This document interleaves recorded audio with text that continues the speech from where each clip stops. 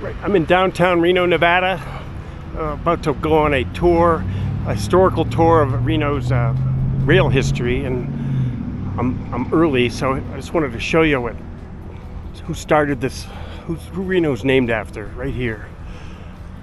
This Civil War general named Jesse Reno. The city's named after him because he died in action in 1862 in Maryland at the Battle of South Mountain. And Jesse was standing on the battlefield, and a Confederate artillery shot got him, just picked him off.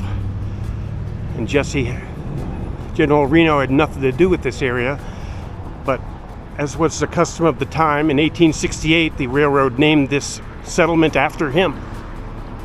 And even though he had nothing to do with this area or Nevada at all.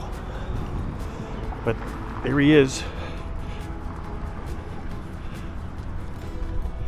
Just a monument to Jesse Reno.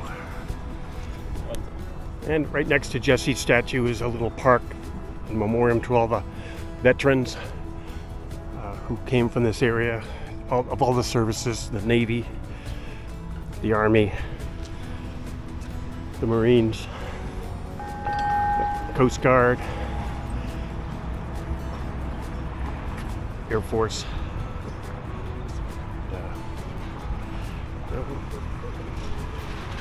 One thing about Northern Nevada, its patriotism is second to none.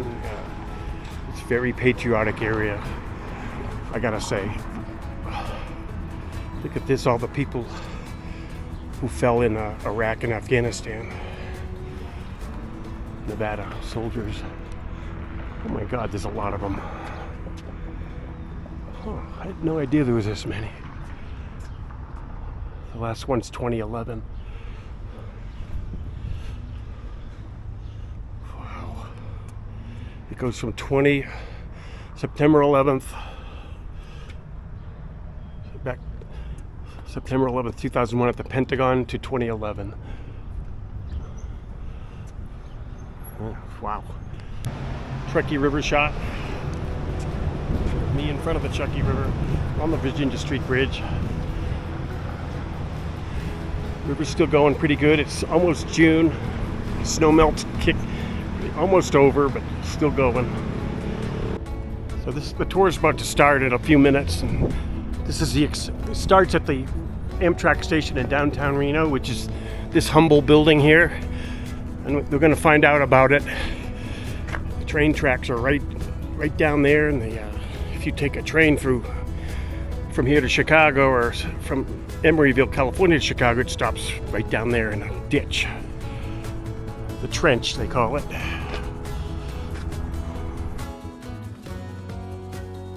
A small town called Indio, California. I fell in love with the train station that was in my hometown that had burned down, and I had learned about its history and subsequently went on to study a lot of other railroad depots.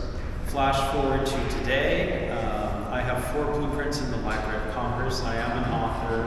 I do lecture regularly about railroad depot history in various places around our great state and formerly in California.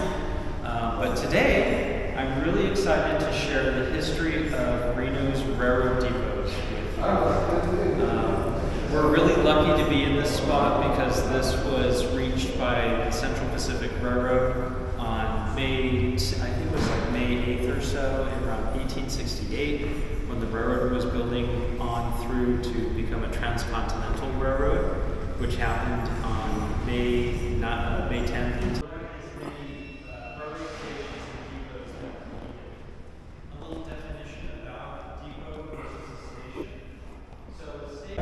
Well, that lecture was incomprehensible. I'm sorry about that. But this is just a picture of the depot where we are. This picture's from 1922 when this building was made. Still in operation for Amtrak. They have some nice exhibits here. I'll probably come take pictures of them later.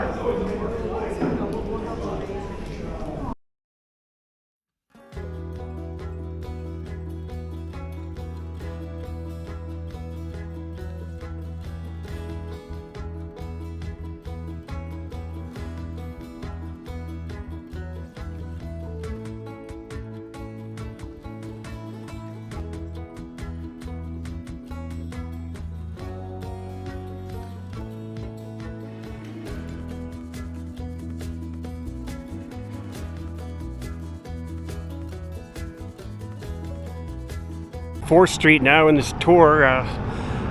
We get like 35 people here on this tour. So this is a railroad building from 1910. Now it's a restaurant. But this was the headquarters of a small spur railroad. Went to Central Oregon. And it's on the National Register of Historic Places, but it's a restaurant. It's been restored, and it's a money-making restaurant, a distillery called The Depot. We're gonna go inside, and the proprietor's letting us in. Very welcome. Appreciate it. No problem.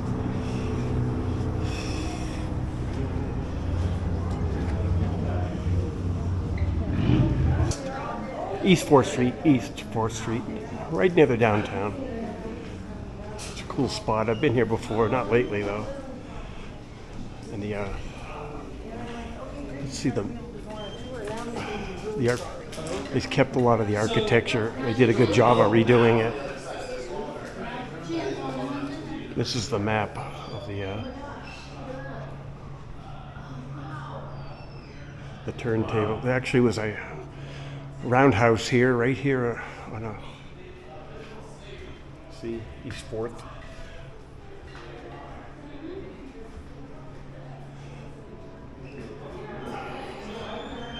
And this is a brickwork from 100 years ago, 110 years ago.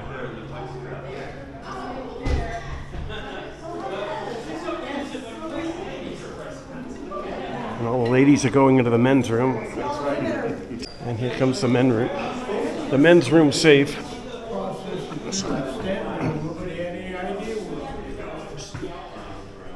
I could high grade my order. And the safe's still here. The Nevada, California, Oregon Railway. And it's right here. You can't touch it. This is the front view. They did a good job of restoring most of the architecture.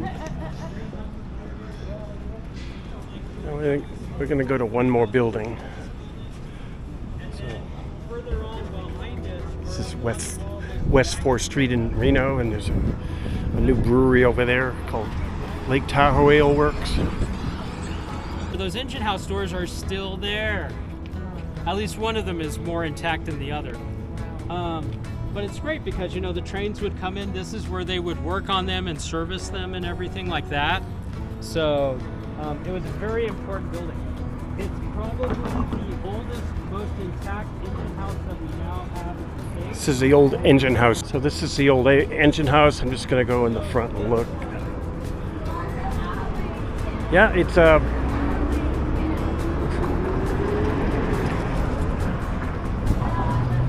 yeah, it's a nightclub, tap room.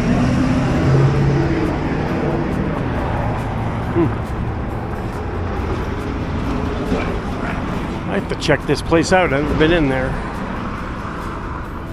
So they repurposed this.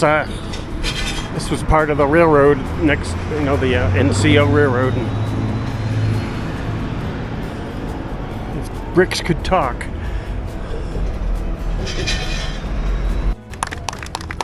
I want to thank Melissa Happy and Dylan Bloomfield for doing that wonderful exhibit in the Southern Pacific Depot. And of course, you know, I couldn't have done this without the support of my bosses, Robin Reed, who is the Deputy State Historic Preservation Officer, and Art Krupich, who is our state's newest State Historic Preservation Officer as of the 19th of this month. So once again, our state has a wonderful State Historic Preservation Officer. So, yeah. Great. And thank you. Thank you. Thank you. As we walk back to These are some of the artifacts from when they dug up the train trench 20 years ago. A huge selection of bottles from the turn of the last century. That's probably from the 1940s. And some dishes.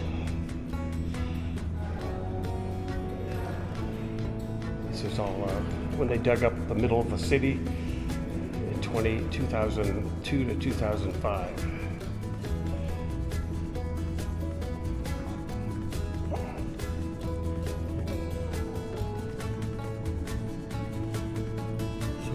round trip to San Francisco would be $11.75.